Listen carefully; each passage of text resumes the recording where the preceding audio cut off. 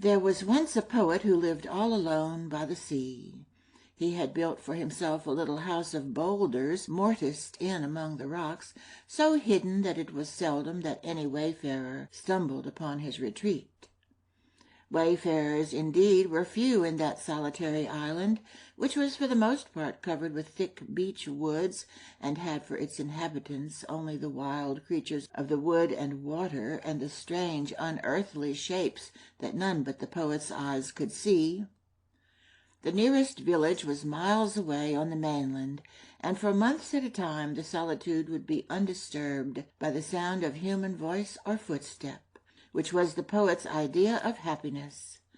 The world of men had seemed to him a world of sorrow and foolishness and lies, and so he had forsaken it to dwell with silence and beauty and the sound of the sea. For him the world had been an uncompanioned wilderness. Here at last his spirit had found its home and its kindred.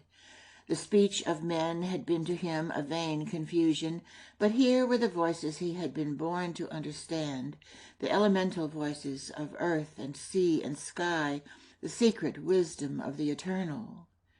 From morning till night his days were passed in listening to these voices, and in writing down in beautiful words the messages of wonder they brought him. So his little house grew to be filled with the lovely songs that had come to him out of the sky and the sea and the haunted beaches. He had written them in a great book with silver clasps, and often at evening, when the moon was rising over the sea, he would sing them to himself, for joy in the treasure which he had thus hoarded out of the air, as a man might weigh the grains of gold sifted from the flowing river. One night, as he thus sat singing to himself in the solitude, he was startled by a deep sigh as of some human creature near at hand, and looking around he was aware of a lovely form, half in and half out of the water, gazing at him with great moonlit eyes from beneath masses of golden hair. In awe and delight he gazed back, spellbounded at the unearthly vision. It was a fairy woman of the sea, more beautiful than tongue can tell. Over her was the supernatural beauty of dreams, and as he looked at her, the poet's heart filled with that more than mortal happiness that only comes to us in dreams. "Beautiful spirit!" at length he cried, stretching out his arms to the vision. But as he did so, she was gone, and in the place where she had been there was naught but the lonely moonlight falling on the rocks. "It was all a trick of the moonlight," said the poet to himself, but even as he said it, there seemed to come floating to him the cadences of an unearthly music of farewell. In his heart the poet knew that it had not been the moonlight, but that nature had granted him one of those mystic visitations which come only to those whose loving meditations upon her secrets have opened the hidden doors. She had drawn aside for a moment the veil of her visible beauty, and vouchsafed him a glimpse of her invisible mystery. But the veil had been drawn again almost instantly, and the poet's eyes were left empty, and hungered for the face that had thus momentarily looked at him through the veil. Yet his heart was filled with a high happiness, for the vision, once his, would it not be his again? Did it not mean that through the long initiation of his solitary contemplation he had come at length to that airy boundary where the wall between the seen and the unseen grows transparent, and the human meets the immortal face to face? Still days passed, and the poet watched in vain for the beautiful woman of the sea.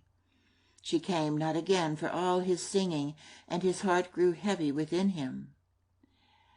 But one day, as he walked the seashore at dawn, it gave a great bound of joy, for there in the mystical writing upon the silver sand was a message which no eyes but his could read. But the poet was skilled in the secret script of the elements. To him the patterns of leaves and flowers, the traceries of moss and lichen, the markings on rocks and trees, which to others were but meaningless decorations, were the letters of nature's hidden language, the spell words of her runic wisdom. To other eyes, the message he had found within on the sand would have seemed but a tangle of delicate weeds and shells cast up by the sea. To him, as he turned it into our coarser human speech, it said, "Seek me not, unsought I come, daughter of the moonlit foam. Near and far am I to thee, near and far as earth and sea, as wave to wave, as star to star, near and far, near and far." And that night when the poet sat and sang with full heart in the moonlight, lo, the vision was there once more. But again, as he stretched out his arms, she was gone. But this time the poet did not grieve as before, for he knew that she would come again, as indeed it befell.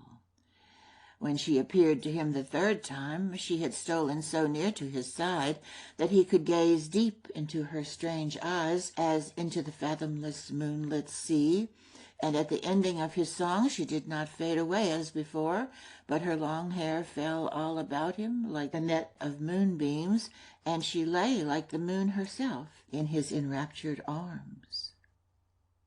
To the passionate lover of nature, the anchorite of her solitudes, there often comes, in the very hour of his closest approach to her, an aching sense of incomplete oneness with her, a human desire for some responsive embodiment of her mysterious beauty.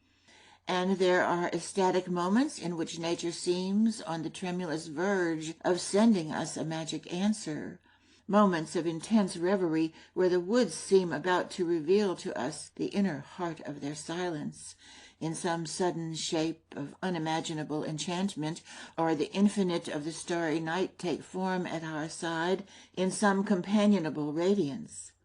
We long, as it were, to press our lips to the forehead of the dawn, to crush the leafy abundance of summer to our breast, and to fold the infinite ocean in our embrace. To the poet, reward of his lonely vigils and endless longing, nature had granted this marvel. How often, as he had gazed at the moon rising out of the sea, had he dreamed of a shining shape that came to him along her silvery pathway? And tonight the mystery of the moonlit sea was in his arms. No longer a lovely vision calling him from afar, an unapproachable wonder, a voice, a gleam, but a miraculously embodied spirit of the elements, supernaturally fair. The poet was more than all men learned in beautiful words, but he could find no words for this strange happiness that had befallen him. Indeed, he had now passed beyond the world of words, and as he gazed into those magic eyes that seemed like sea flowers growing out of the air, they spoke to each other as wave talks to wave, or as leaves whisper together on the trees. So it was that the poet ceased to be alone in his solitude, and the fairy woman from the sea became his wife, and very wonderful was their happiness. But as with all happiness, theirs too was not without its touch of sorrow. For, marvelously wedded though they were, so closely united that they seemed veritably one rather than two beings, there had been a deep meaning to that little song which the poet had found written in seaweed upon the sand. Near and far am I to thee, near and far as earth and sea, it had said. Near and far, near and far. For not even their love could cast down for them one eternal barrier. They could meet and love across it, but it was still there. They were children of two diverse elements, and neither could cross from one into the other. She a child of the blue sea, he a child of the green earth. She must always leave him at the edge of the mysterious woods in which her heart ached to wander, and however far out into the wide waters he would swim at her side, there would always be those deep-sea grottos and flower gardens whither he could never follow. Down into these enchanted depths he would watch her glide her shimmering way, but never might he follow her to the hidden kingdoms of the sea. He must await her out there, an alien in the upper sunshine, and watch her glittering kindred stream in and out the rainbowed portals, till again she was at his side, her hands filled for his consolation with the secret treasures of the sea. So would she from the shore, with despair in her eyes, watch him disappear among the beech trees, to gather for her the waxen flowers and the sweet-smelling green leaves and grasses she loved more than any that grew in the sea. Thus across their barrier would they make exchange of the marvels that grew on either side, and thus indeed the barrier grew less and less by reason of their love. Sometimes they asked each other if that other mystery, death, would remove the barrier altogether. But at the heart of the woman, life was already whispering another answer. "What," said she, as they watched the solemn stars in the still water one summer night, "what if a little being were born to us, that should belong to both our worlds, to your green earth and to my blue sea? Would you seem so lonely then? A little being that could run by your side in the meadows and swim with me into the depths of the sea?" "Would you be so lonely then?" he echoed. And lo, after a season it was this very marvel that came to pass. For one night as she came along the moon path to his side, she was not alone, but a tiny fairy woman was with her, a little radiant creature that, as her mother had dreamed, could gather with one hand the flowers that grow in the deeps of the wood, and with the other the flowers that grow in the deeps of the sea. Like any other mortal babe she was, save for this: around her waist ran a shimmering girdle of mother-of-pearl. So the poet and his wife called her mother-of-pearl, and she became for them, as it were, a baby bridge between two elements. In her mysterious life their two lives became one as never before. So near she brought them to each other that often there seemed no barrier at all. And thus days and years passed, and very wonderful was their happiness. But by this the world which the poet had forgotten had grown curious regarding the life which he lived alone among the rocks. Many of his songs, as songs will, had escaped from his solitude and floated singing among men, and weird rumors grew of the strange happiness that had come to him. Some of the more curious had spied upon him in his seclusion, and had brought back to the town marvelous accounts of having seen him in the moonlight with his fairy wife and child at his side.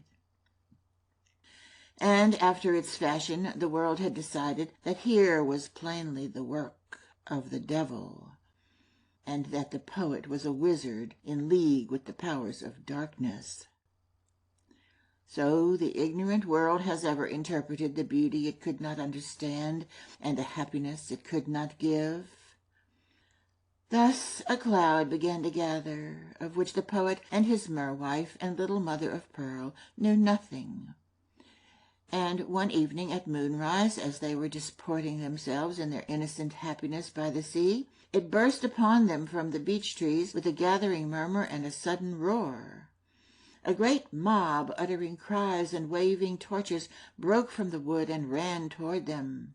"Death to the wizard!" they cried. "Death! Death!" As the poet heard them, he turned to his wife and little mother-of-pearl. "Fear not," he cried, "they cannot harm us." Then, as again the cry went up, "Death to the wizard!" a sudden light shone in his face. Death, yes, that is the last door of the barrier, and he plunged into the moonlit water. And when the rabble at length reached the shore with their torches, the poet and his loved ones were already lost in the silvery pathway that leads to the hidden kingdoms of the sea.